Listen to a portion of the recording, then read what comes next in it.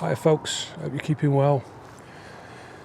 I'm out today for the third and final instalment of this little mini series of photography concepts.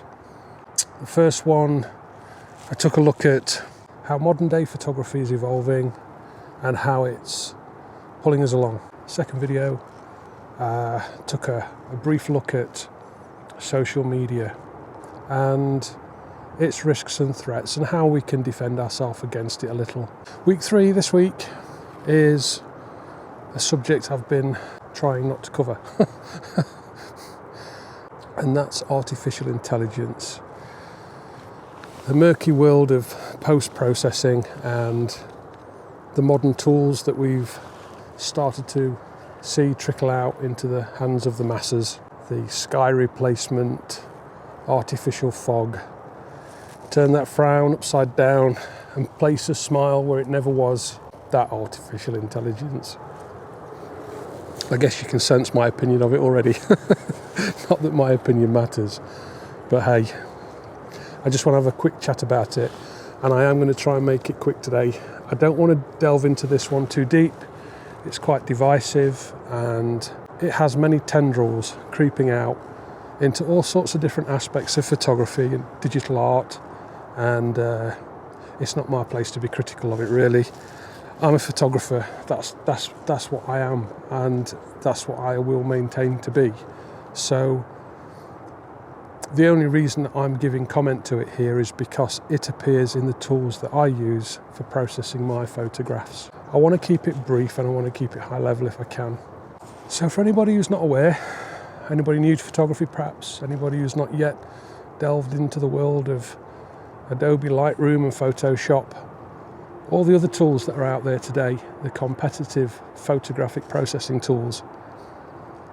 What's happened in this last year is there's been a steady release of artificial intelligence. They've started to give photographers artificial tools that take a hard-earned photograph and morph it into digital art.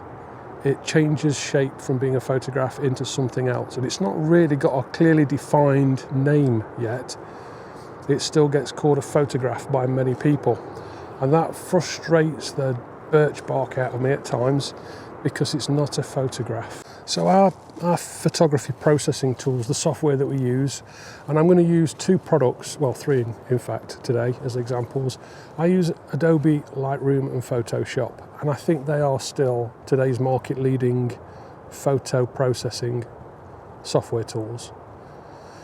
But there are others that are creeping up. There are new kids on the block, and the other one I'm going to use as an example is Luminar 4. This is an interesting time for this kind of software because the age-old leader, Adobe, changed their business model a few years ago, and they went from the purchase of a license for use for their software to a monthly model where for the value of around £10 a month, British GBP, you got access to Adobe Lightroom and Adobe Photoshop, and they call that the photography package. Now, what's happened is Luminar 4, Skylum, I think it's called, there's an organisation behind it. They've got a different business model, and theirs is $69.99 forever, it's yours. So that's put pressure on Adobe to respond, and Adobe aren't big on reducing prices, it's a rarity. So I think there's a bit of a threat for Adobe in the photography market right now, and they risk losing market share. I'm sure they have lost quite a chunk of market share because these new products are popular. They're very functional and very competitive.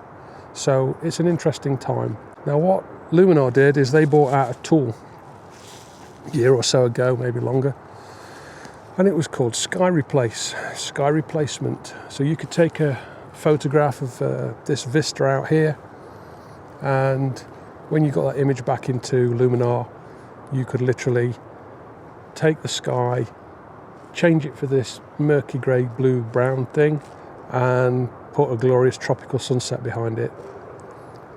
I don't know why you would, but you could. So AI fully entered the world of photography processing. Now, it took a while, but Adobe have responded, and they've bought out their offering, which is called Neural Filters, and they creep into every aspect of photography on almost any subject. And this has gone a step further in some respects, because it's giving photographers, or artists shall we say, an ability to introduce atmospheric elements that weren't there. For instance, the most common one, the one that's got the most chatter around it online, seems to be the fog. Artificial fog.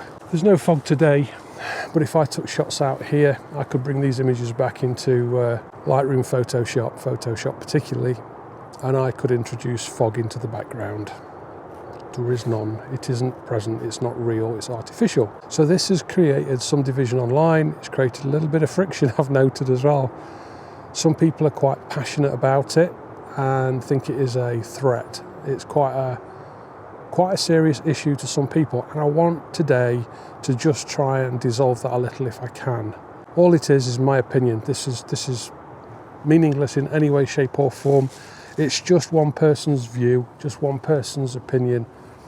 But I've given it a lot of thought, and originally I really didn't like the idea of this stuff, and I've come to accept it. Don't like it, I've come to accept it. It is what it is, and I'll explain my thinking about that in a second, and that's the whole crux of this final third video in this series. These tools that have appeared in our photographic processing software, call it ours, they encourage photographers, amateurs particularly, to bend their photography, to take it outside of a true photographic craft and to make it into a digital art form. It's encouraging us to build composite images, and whilst we've got free will, we don't have to use these tools, obviously. The temptation's always there, that wasn't there before, and the press and the media is full of it. So a lot of highlights around these products are AI's here, whoop. No whoop, no, not for me at least, and I'm sure for many of you guys it's not going to be a consideration either. And I think I've come to a few conclusions for myself. A long time ago I came to an understanding of what photography is to me. I've mentioned this in previous videos, but if somebody asks you what is photography, what is modern day photography, how would you answer? What is photography to you today? What is photography generally today? And it's a good question for us to ask when tools arrive that misshape that. So by reminding ourselves what photography is, we're reminding ourselves where these tools fit. That's in my mind, that's just how my head works. I know this is getting in a bit deep, but bear with me a second. So what is photography? And to me, photography is the study and capture of light. It always has been. It always will be. Photography is the study and capture of light. Nothing more, nothing less. But photography is more than that as well. So when we go into the next tier of what photography is, it varies between us, I'm sure. We've all got a different perception of what photography is, and we all have a different relationship with it. Some of us are hobbyists. It's our passion, it's our spare time. For others, it's a semi-professional activity where we make a few quid, but it's not a full-time job. Something perhaps we aspire to become is a full-time photographer. Then you've got your pros. You've got the pros who are out there working hard, day in, day out, early mornings, late nights, long hours, hard graft, and they make a living in the world of photography. We all come at it from a different perspective, but the one single factor I don't think can be disputed, and if you've got a different version of what you think photography is, I'd love to hear it, what the summary is. Comments below, please. But to me, it's the study and capture of light. Always has been, always will be. So, artificial intelligence, neural filters, fake fog, and turn that frown upside down, putting smiles on faces. Man, there's no relationship between that and the study and capture of light. The two things don't correlate. It's a completely different world. It's no less valid, it's no less a profession. Graphic artists are sought after, and good graphic artists are incredible what they can do. Much respect for them, absolutely incredible creatives. Now these tools to them they're probably not much use, to be perfectly frank. I think these probably suit the mass market better. It's comparable to phone filters where you take a snap and you add bunny ears. I'm not going to do that on YouTube, although I feel like I should. It's just what it is. So let's dissolve it a little bit and we'll call this a wrap.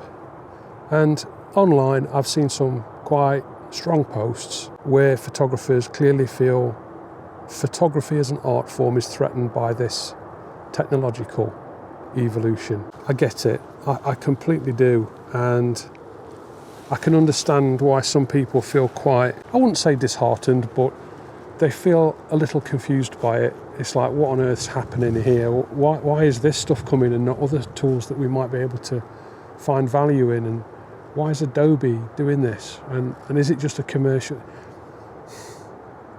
There are lots of questions, and there's quite a bit of confusion, and there's some heated debates, but it's really, really not necessary. Really not necessary. So the whole of this comes back down to our relationship individually. What's our intention? Are we out here looking to build composite images? I'll come at it from my perspective, which is from a photographer's perspective. Photography to me, yes, it is fundamentally the study and capture of light, but it is so much more. It's an entire journey. If I plan a trip somewhere next Saturday, that sort of plants the seed for the week. I'm thinking about the weather, I'm thinking about my gear, what do I take, supplies, do I need to notify somebody where I'm going, do I need to have contingency parking planned out, do I need maps printing? What it is that entire thing. It's the whole journey. And it comes to a head, for me, the night before. I actually put my head on my pillow with a little bit of excitement in me. And it's the anticipation, like a hunt. It's like you don't know what's going to happen. You don't know how the conditions are going to go. You can never predict it. Never. Not once have I ever predicted a trip right. It always goes different to how I expected. Sometimes better, sometimes worse. But never, ever as I expect. And that's part of the thrill. You can't predict it. You don't know what you're going to come across. I didn't know the sun was here this morning. I mean, this is beautiful. Really beautiful. So you get up at 3 a.m. and you put some coffee on and you take a look at your notes and you think about where you're going. And as you're sipping your coffee, it's pitch black outside, you've got all your gear ready and you're primed to go. So then you jump in your car and you drive for an hour and a half. You get to your location, it's pitch black. You bung on a head torch and you climb 2 hours up a hill or across moors or through a forest. And you get to roughly where you plan to be. The light starts to come up, or the nature starts to wake, and you prepare your gear. And you get ready for the day. And it's such a beautiful experience. Now, that's photography. That to me is photography. Yes, the study and capture of light, but the entire human experience of it, the connection with your subject, whatever that subject may be. And it's priceless. It's absolutely priceless. Now, if you think about your photography and your relationship with it and how much you value it, hence the reason why you're concerned about these tools and the potential threat to photography from your point of view, AI doesn't figure in my day. None of this stuff. Artificial fog, what? No. Turn that frown upside down. On your Nelly. I'd rather not take a photo. I'll just get stock images offline and I'll just play around with digital composites. So, that's it. That's this subject wrapped up. It's not worth it. In my mind, it is pointless. It's a distraction. That's all it is. It's a distraction from the real creative arts both photographic and digital creation. The two don't benefit from this stuff really. Okay, it's a bit of a giggle to see somebody's face morph, but crumbs, if we haven't already washed ourselves out with that on mobile phones, knock yourself out. It's there. It's there in an abundance now. I could get into so much detail with this, and I'm pleased I haven't. I've gone in deep enough, but I'm going to call time on it. I'm going to say, if there's any threat, if there's any fear, or if there's any resentment towards these tools, just remind yourself about what your relationship with photography is. What's important to you? Is it that, for me, it's the entire adventure, the week up to my trip out. If that's important to you, if you get a buzz from that, just understand no AI can interfere with it. Photography is and always will be the study and capture of light. And it's amazing. It's absolutely amazing. Just as I lose light. Oh dear, sun's just going in. Oh no, it's coming back, it's coming back, it's coming back. Oh, not for long, it's going to get covered again. So there we go. That's a 3-week, 3-video, thoughtful collection of ideas, concepts, opinions. Please take them all with a pinch of salt. This is only my view. I'm not saying this is right or wrong. It's just something to share, to think about, and I hope it helps someone. I hope it helps someone grasp a new concept, new idea, or push themselves a bit further some way. It's just epic. All of it is just epic. So, future videos. Thursday's photography concepts videos are going to be a little bit more casual for a while. I've got quite a lot happening in real life, and I need to pay some attention to it. So I'll do my best to keep posting on a Thursday, but I'll probably just do bite-sized clips. Maybe less thoughtful stuff, more practical stuff for a while. And I'll do my best to maintain my regular Saturday vlogs with the next one coming up this Saturday. Enough waffle. I'm going to take a mooch around. Never been here before. I'm going to head up to that silver birch now, have a wander along that tree line and see what's up there. It's quite interesting. It's quite a steep bank off here. I came in from down the bottom of the hill over here somewhere and worked my way up through this cobweb-rich environment. So, until next time, folks, please take care of one another. Thank you very much for watching. And if you can't be good, just be careful. I'll see you very soon. Bye for now.